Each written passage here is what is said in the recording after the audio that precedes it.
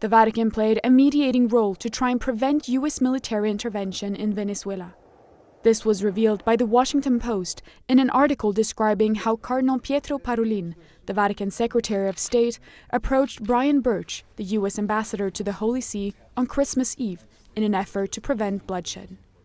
They even negotiated directly with Venezuelan President Nicolás Maduro for a peaceful solution, but diplomatic efforts failed.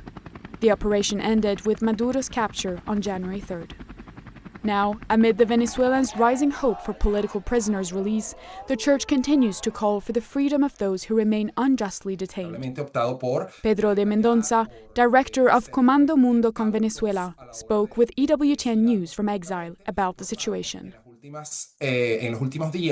In recent days, we have seen archbishops and other priests of the Venezuelan Church raise their voices specifically for the release of political prisoners, which was, incidentally, one of the main requests María Corina Machado made to the Pope during her visit.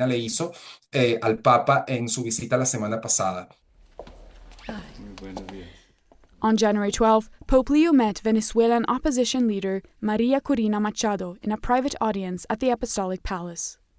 Speaking at the Heritage Foundation, Machado recalled her meeting with the Holy Father and the hope that it gave her. I had a reassurance of the Holy Father that he knows very well what's going on in Venezuela. He knows what the Catholic Church is going through because of the persecution and pressure on our bishops and priests and nuns. Diplomatic relations between Venezuela and the Holy See began in 1918 with the opening of the Apostolic Nunciature in Caracas. When Hugo Chavez came to power in 1999, multiple clashes broke out between his government and the Church. In 2021, 8 years after Maduro assumed power, the organization Open Doors reported that churches in Venezuela are experiencing increased harassment as the humanitarian crisis worsens. No son pocos los casos de sacerdotes. There are many cases of priests who have been persecuted, and even some detained, for speaking and defending the truth in their homilies.